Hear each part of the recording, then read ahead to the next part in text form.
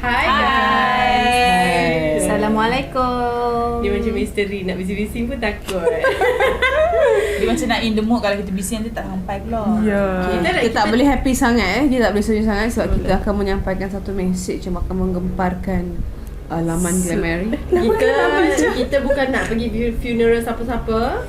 Kita nak cerita seram. Sebagai laman masing-masing. Episod minggu ni kita lain daripada lain. Okay, kita nak cerita-cerita seram. Tajuk dia apa? Bulu romaku. Berdiri. Bulu romaku. Tapi bulu rumah tu kadang ada rukuk tau.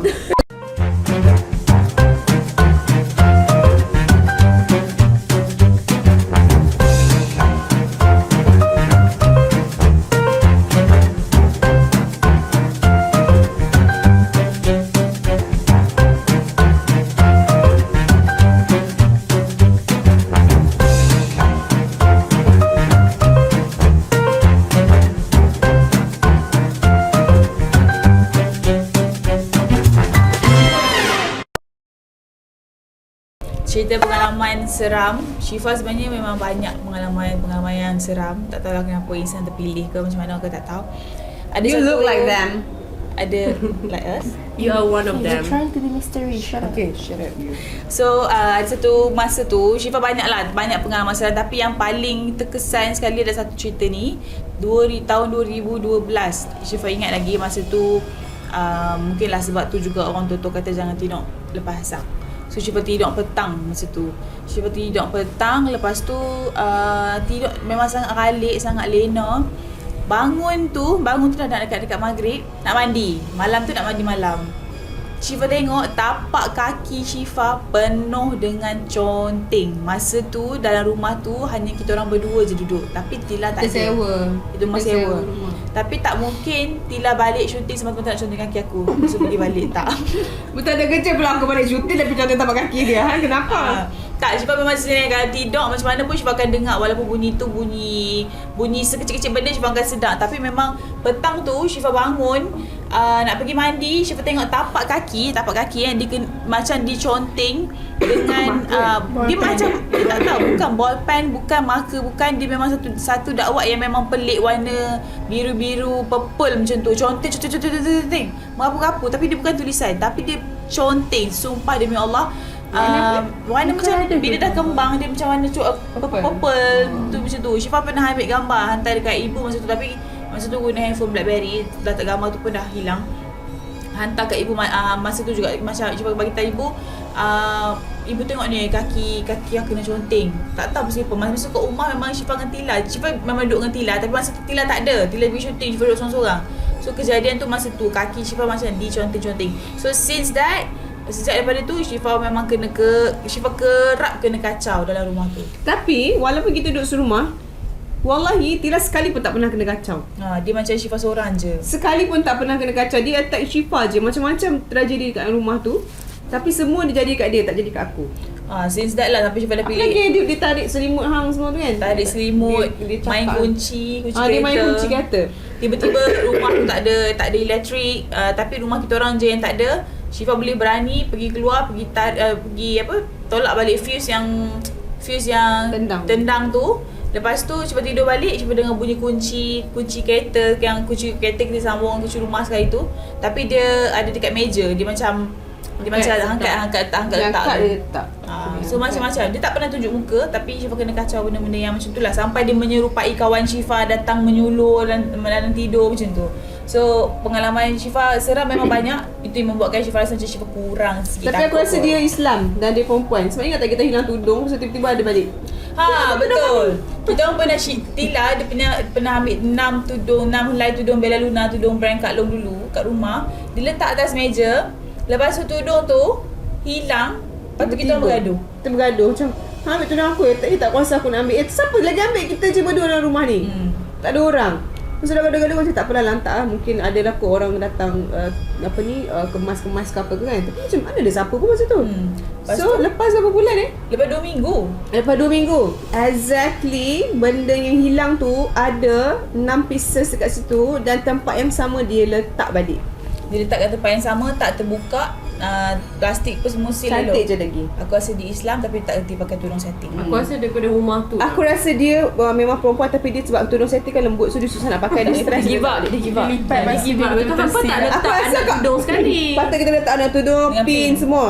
Dia sebab Ataupun kalau tudung lycra dia ambil terus ke kuasa. Sebab lycra senang boleh jadi. Sebab tu satin. So itulah cerita seram Syifa. So kita Tapi memang bodoh tau. Cerita tu memang macam ish. Tila dengan dia je kat dalam rumah tu tapi dia tak kacau Tila, dia attack Syifa. Dia tak macam kalau ikutkan waktu tu aku yang memang paling rancak sekali lah. Tapi kenapa dia attack Syifa, dia tak attack aku? Dan aku rasa sebab tu juga dia melekat sangat dengan aku. Jodoh aku lambat sikit. Mungkin lah kot. Okey, kalau Tila pula, Tila memang tak ada pengalaman seram. Tila tak tahulah kalau Tila pergi sesuatu tempat ni, ramai orang cakap tempat ni scary lah, tempat ni keras lah, tapi alhamdulillah bukan nak cakap besar, aku tak pernah rasa dan aku tak pernah kena kacau. Contoh macam kat rumah Sam dulu yang banyak. Mak tu pun tak bawa sikit kot. Lagi sakit dengar. macam mana kat rumah Sam ni, macam mana ke dalam rumah dia. Tapi aku tak pernah kena kacau pun. Orang nak main nampak macam-macam, dengar macam-macam. Tapi ni pengalaman Tila sendiri syuting. Masa tu dekat Jerantut, Pahang. Tila shoot dekat dalam hutan. Yang ni memang Tila tak takut tau. Sebenarnya ini bukan cerita yang takut, tapi bagi Tila ni ada satu cerita yang amazing. Malam tu call time kita orang habis, kita orang rap lambat. Dalam pukul 11-12 tu habis. So nak balik ke homestay. Masa tu waste tak ada lagi, tak wujud waste pun. Dia macam ikut ni je, ikut arahan je, ikut direction je orang bagi kan. So nak balik ke rumah, Tila dengan PA Tila masa tu kita orang lalu dekat jalan kampung. And then tiba-tiba termasuk dekat dalam tak tahu tau, dah dekat dalam kawasan kampung. Tiba-tiba sedar-sedar dia ada dekat dalam satu kawasan yang sangat sunyi, sangat tak ada kereta apa pun. Dia gelap tapi dia cerah sebab dekat sekeliling jalan tu dia penuh dengan pokok. Tahu tak, pokok yang tak ada kulit. Dia tak ada daun, dia cuma ranting-ranting. So dia jadi cerah. Faham tak? Bila pokok tu tak ada ranting, dia tak ada kulit, dia jadi cerah. So cahaya bulan tu dia bounce dekat dahan-dahan pokok-pokok tu. So tempat tu jadi cerah. Cerah yang bukanlah cerah macam siang, tapi dia jadi cerah lah. So kita nampak, ya Allah cantik ni tempat ni. Tempat ni apa benda? So tak apalah, tengok dah 10 minit, 15 minit. Kenapa panjang sangat kawasan ni? Tak ada kereta apa pun. Sampailah satu masa kita rasa macam pelik ni. Cakap dengan akak tu kan, akak tu apa nama dia? Kak Liza kot. Kak ni pelik ni kak. Kita masih dekat tempat yang sama, panjang sangat ni. Tak ada satu kereta, tak ada satu lampu pun kita nampak. So masing-masing dah cuak. Masa tu hafal 3 kul je kot rasa. Masa tu ketika tu nak hafal ayat kursi pun tak lepas, jahil masa tu. Lepas tu tak apalah, baca lagi tu ni boleh berdoa lah, ya Allah apa ni, bacalah apa yang boleh baca. Lepas 30 minit berpusing kat tempat yang sama. Bayangkan tempat yang sama dia punya cantik. Dia dekat dalam hutan. 30 minit? Lama ya. Aku sesat dengan dalam tu dengan Myvi. Myvi Silver tu 30 minit dekat dalam. Kalau pergi Ampang pun lepas tau. Di kawasan dia macam jalan, macam mana pusing, ada belok. Tapi tempat tu cantik gila. Cahaya bulan tu dia bounce dekat dahan-dahan pokok yang tak ada satu daun pun. Cerah dia tu memang lawa. So lepas 30 minit tu dah baca dah macam cuak, dah macam memang berserah dia ni apa nak jadi-jadilah. Dapat keluar. Tiba-tiba keluar, kawasan back to normal balik. Kawasan kampung yang memang back to normal, macam awal-awal sebelum kita enter masuk kat kawasan tu. Sebab bunyi tak tahulah, tapi bagi aku itu bila fikir-fikir balik tak ada scary pun, tapi dia pelik. Dia macam tiba-tiba masuk dekat Jerantut. Dekat Jerantut Pahang. Tapi kawasan tu aku masih ingat, masih fresh lagi dekat dalam kepala. Memang lawa. Dan alhamdulillah dia tak ada tunjuk diri dia ke apa ke, tak ada. Cuma Tila dapat merasa kawasan yang pelik, cantik dan scary. Itu pengalaman Tila lah yang memang Tila tak lupa. Kalau orang tanya, Tila akan cerita yang paling weird sekali. Okay, baby pula. Baby tak banyak sangat cerita hantu, tapi ada lah, tapi tak tahu lah hantu ke apa.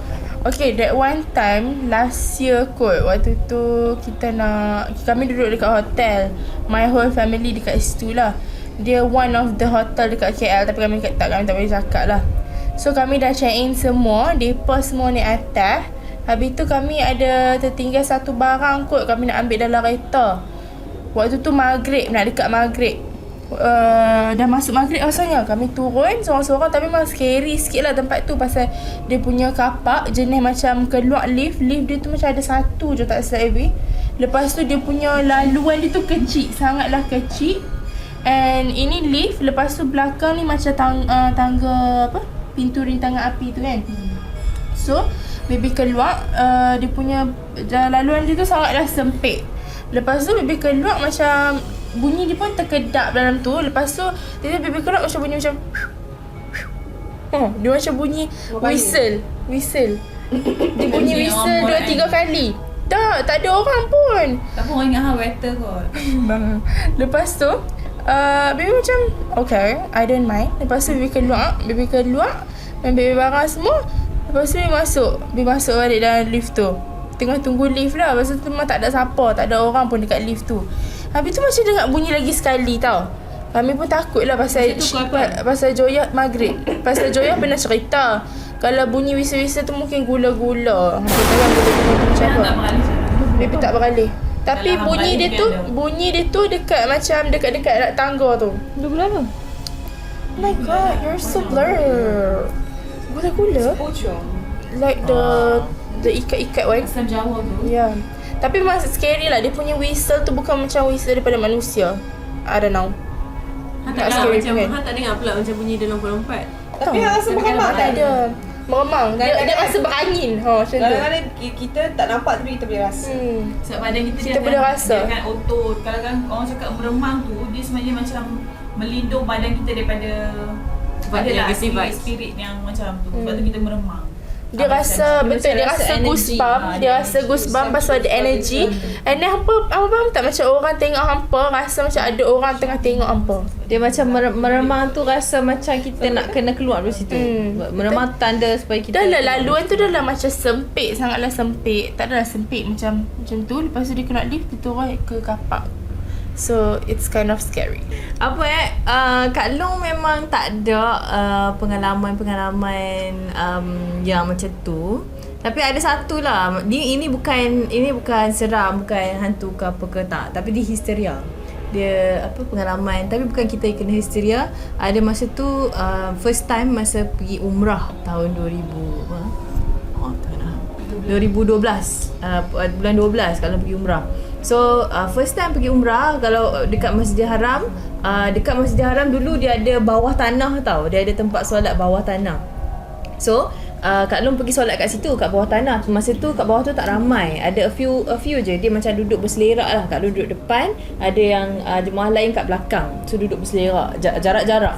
Lepas tu dah tengah kita dah habis sembahyang ni, tiba-tiba dengar orang menjerit. Orang menjerit belah kanan belakang. Dia menjerit macam histeria. Betul-betul macam histeria. Tak apalah, kita pun malas nak bangun kan. Mungkin sekejap je. Lepas tu lepas daripada situ, orang sini pula, orang kiri pula, dia berjangkit-jangkit. Dan lepas daripada orang kiri tu, orang depan Kak Long. Dan masa tu Kak Long dah rasa meremang. Dah rasa macam rasa macam memayang, macam hang rasa energy tau. Rasa energy yang benda tu macam you is there.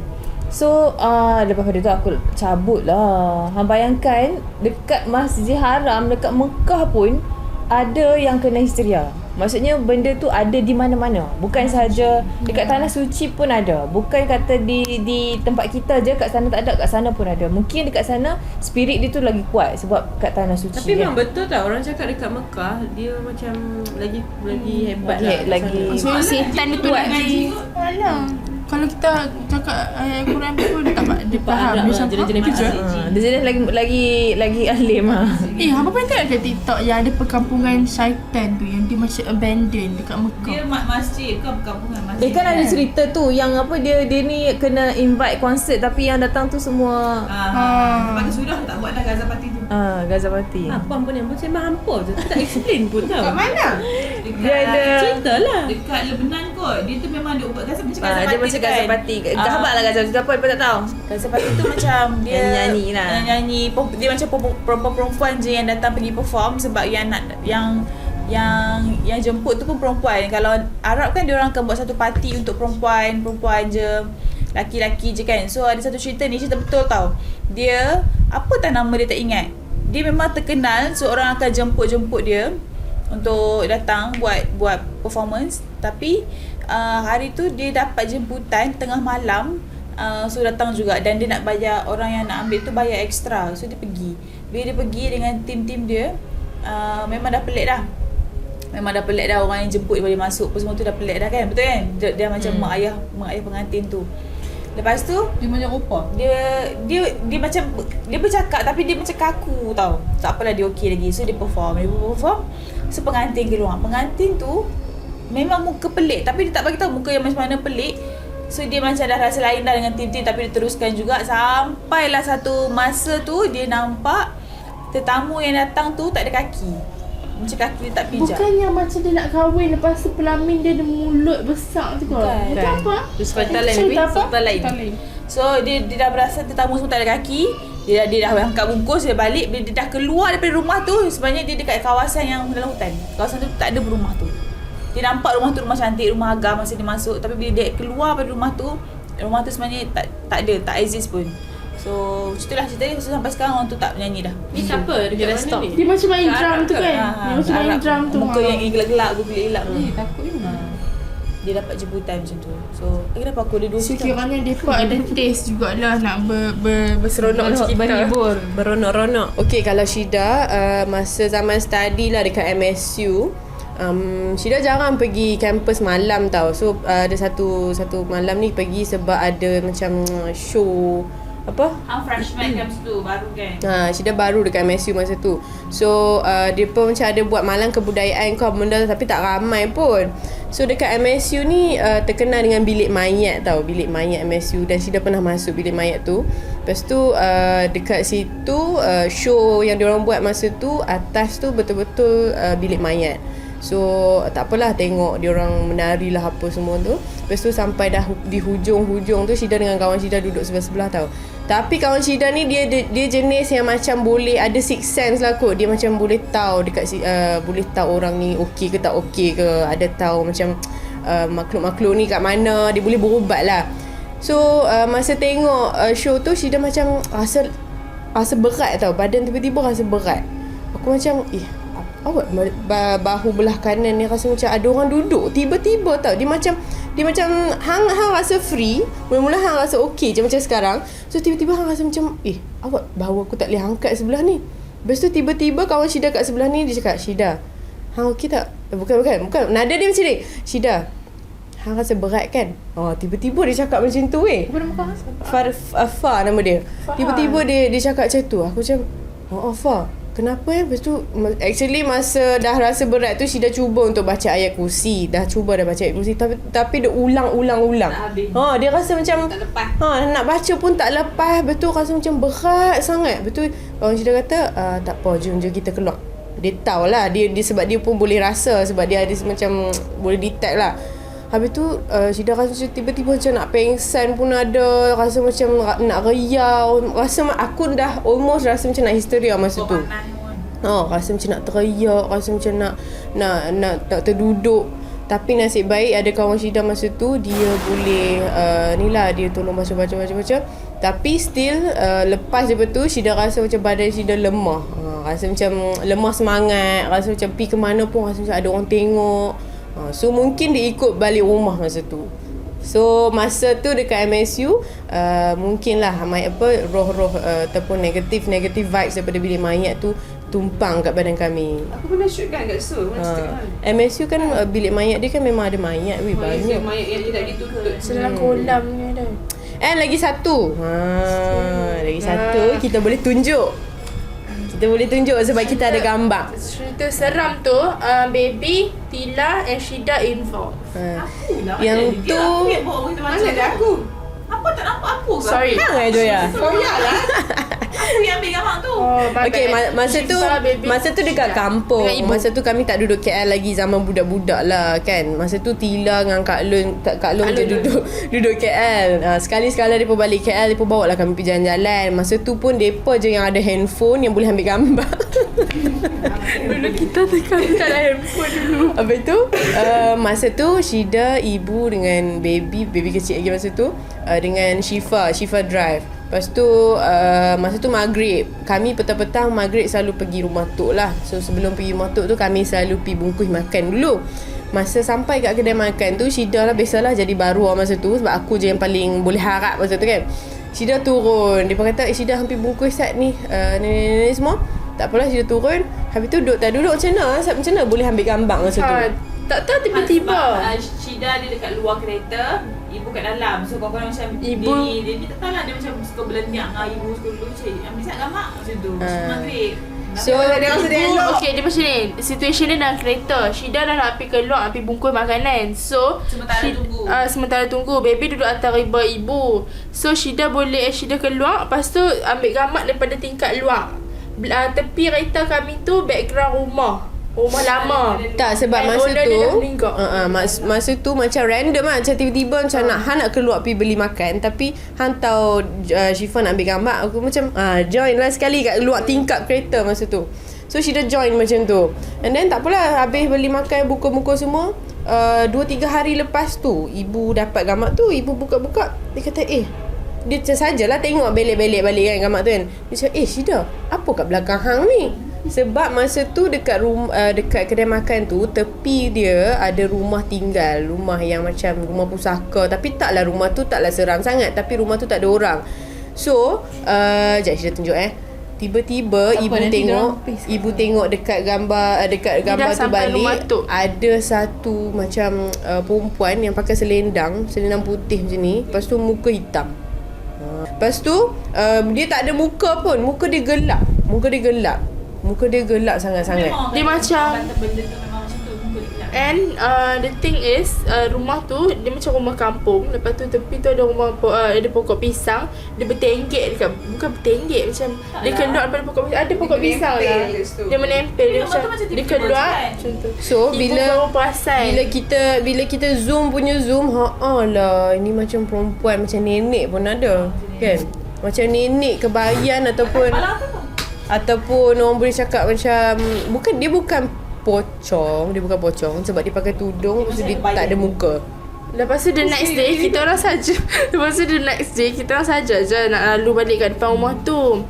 Tengok tak ada pun ikut macam kain putih tersangkut ke apa, tak ada langsung. Tapi disebabkan ni kita dah banyak kali forward dia dah pecah. Tak ada ke gambar yang clear sikit? Gambar asal adalah.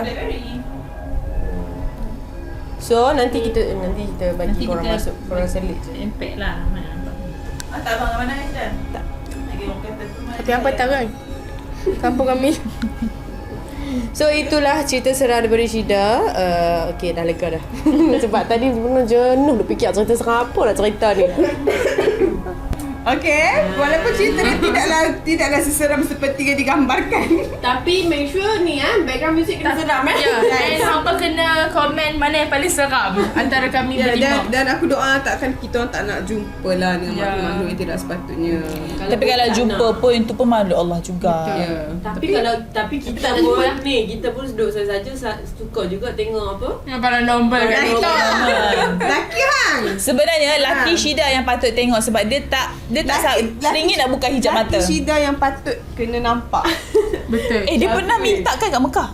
And dia betul-betul Dia pergi Mekah, dia berniat dalam hati dia nak nampak hantu. Allah bagi betul. Yang tu masa dia kecil. Betul dia dapat masa mimpi dekat sana. Dia dapat dah mimpi. Dia tak cerdik. Mimpi muka syaitan tengah tengok dia tengah buat tangan macam ni.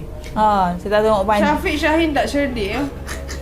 So dia dapat lah apa yang dia minta. Tak nak tengok setan. Tapi dia tak ada. Tapi dia tak adalah. Dia tak pernah jumpa lagi. Tak pernah jumpa lagi. Awak tu macam berharap ke? lah. Sebab dia nak sangat. Guys, kita harap dia jumpa. Amin. Okay, so guys, daripada kami. Thank you. Thank you guys. Macam biasa. Jangan lupa subscribe. Jadi konten bebas suggest dekat bawah. Ya. Cukup 2 tahun kita buat. Thank you so much everyone.